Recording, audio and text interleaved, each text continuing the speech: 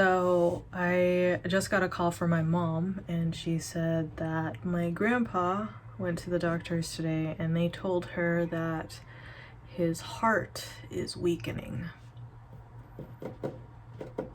It's kind of weird because it's not a surprise to any of us when it comes to my grandpa and his heart, because we've always kind of known he's had a weak heart, or kind of like a heart that isn't functioning properly. In his old age, we expect it to get worse and worse, and the fact that he has lived as long as he did is, beyond amazing, and so we have so much to be grateful for in that aspect. But it still sucks to know that somebody you love is growing weaker and weaker, and you can see it too. Every time I go see him, he's like not as strong as he was the previous time I saw him. And it's not even like I haven't seen him in years. It's like maybe a few days to a week. And obviously, like, you never know when something is gonna happen, but you kind of assume that it's not going to be long now. Like, when it comes to most of my family, my mom and my aunt included, because neither of them are very healthy, you just kind of prepare yourself mentally. And maybe it's because I've already lost my dad and my grandma and have experienced that suddenness of death.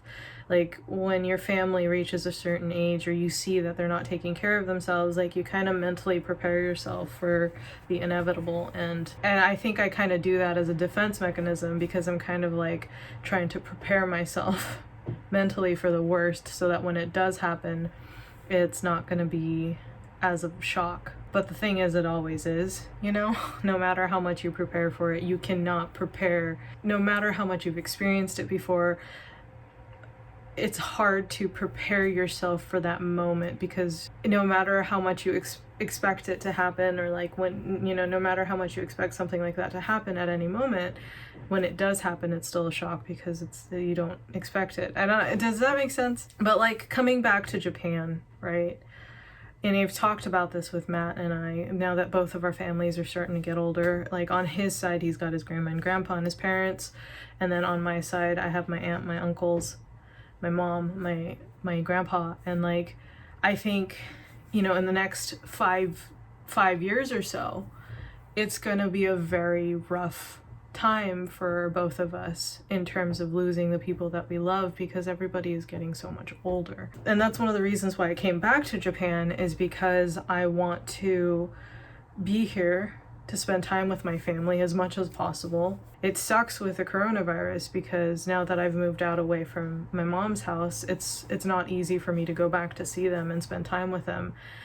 And when I hear stuff like this, where his heart is starting to get weaker, it makes me sad and angry at this virus, because it's robbing so much precious time away from so many people, when you don't know how much time you have with the people that you love.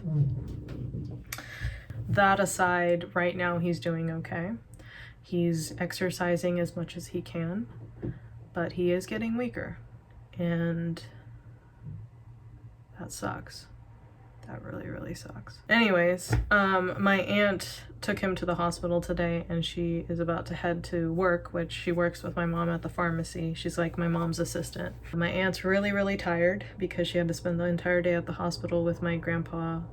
And so she asked me to go grocery shopping for her. And obviously I said yes, because, she already has done a lot today. And the least I can do on my day off is help him out. So I'm about to go do that. So I had a video planned for today, which was, one of another conspiracy / Japanese urban legend type of video.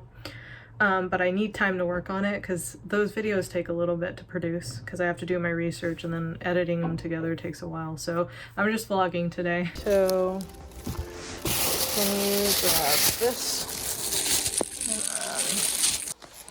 ただいま。おかえり。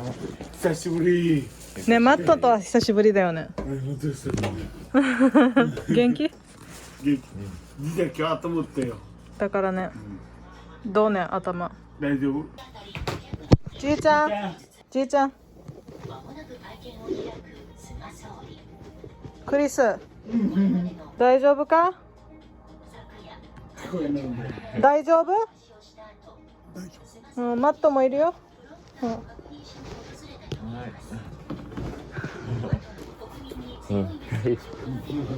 I'll have to call the driving school tomorrow now that you have your license. Yeah, my mom's been asking a lot, so.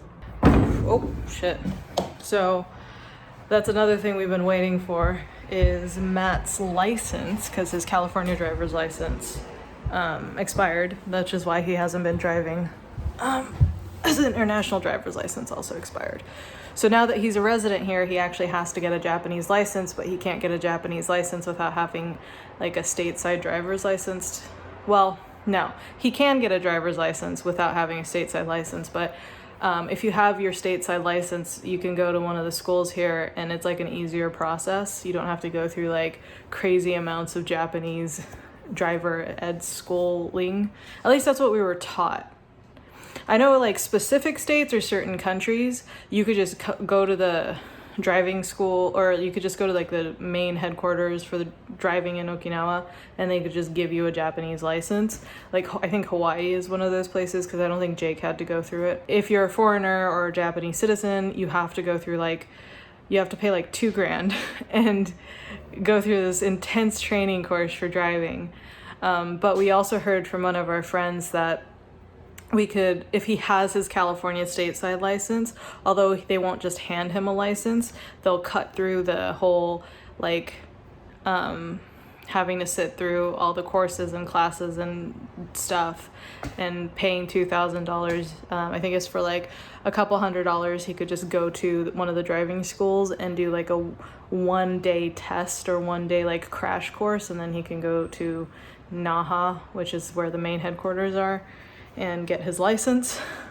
I don't know if that's a fact, but we've been waiting for his license to get here to test that out, because I would like to avoid paying $2,000 for his license. So that's exciting. I think tonight I'm gonna make Goya champuru, which is with a Goya bitter melon, but I'm also gonna make it a tad bit different. I got a bulgogi Korean beef mix from from like my meat day video. I don't know, I'll put that link up below, I'll put that link up above because I made a vlog on it. But I picked up a bulgogi like Korean beef thing, so I'm gonna mix the Goya in with that and then make it for dinner. So super exciting. So I was gonna film the entire process of me cooking, but I spent like an hour and a half just on the phone with Chris and talking to him because I haven't talked to him in a while. So the food's done, yay! So it started off as like a bulgogi Goya stir fry mixture, but then I added like an egg on top and then some kimchi, and then I topped it off with cheese. So it's kind of like a weird mixture of things. I know it's gonna be good, so I'm not worried, but it's funny how you like start off thinking you're gonna make one thing and then you're just like, I'm just gonna throw this shit in here and then I'll just throw that shit in there, and then you just end up with that. So that was a really good dinner. The dinner actually turned out a lot better than I thought it was going to, considering I just threw random stuff in there. Matt even had seconds, which was awesome. It's always a good feeling when your man has seconds. But I'm really glad I got to see my grandpa. I saw that he was doing better. I forgot to mention that he also hit his head. He actually hit his head today close to the temple, which was really scary. And we're like keeping a close eye on him because just make sure that he doesn't have any head injuries. He's getting so frail and so fragile. I remember when I was a kid, he would like pick me up and we'd play and hang out, and he would always make me stuff because he's really good at crafts, and not crafts specifically, but like woodworking. And he would build me stilts and like toys like that. I learned how to walk on stilts because of him. And I don't know, you see, like, not even just my Ji-chan, not just my grandpa, but like even my mom and my aunt, like you see them and remember them in a specific way, like this very strong, very like, you know, just guardian figure. And then they get older and weaker and frailer, and you know, you realize how fast time is moving. You just want to be like, please stop time. Please, just let me live in this moment just a little bit longer. It doesn't happen. And that's why we have to take advantage and, you know, be grateful for the moments we do have. You know, I remember there was a interview, I forgot who it was, but somebody asked Neil deGrasse Tyson once, you know, if you could live forever, would you? And he kind of sat and thought about it for a minute, and he said, I wouldn't, because I feel like the finalness of death is what motivates people to move forward and to appreciate what we have. Because if we could live forever, and if we had all this stuff forever, like, what would be the reason to get out of bed in the morning? What would be the reason to go visit our families if we knew that they were going to be there forever? And I agree with him. I have a friend of mine that him and I always debate, because he's always like, you know, he's into the whole science stuff, and he gets so excited when scientists might have found a link to longevity and possibly living forever. And I'm like, I don't want to live forever. I'm curious to see what life is going to turn out like, but, you know, I've experienced my time. This is my time. And this is my moment right now. And the future is a moment for other people to experience. I just don't see us as humans taking advantage or taking opportunities or being grateful for small moments if we had the ability to live forever. I think that finalness of, you know, the end of the road, although scary and sad, is also kind of a beautiful thing, because without it, I don't know, we wouldn't try as hard in anything. So, yeah. Anyways, thank you guys so much for tuning in. I'm gonna go edit this video, and then I have another video to edit, and then I have another thing to edit and film and all that. So I'm just gonna be working all night, and it's like 7 o'clock. But I love you guys so much. Thank you for tuning in. I will see you in tomorrow's video. Peace. Bye.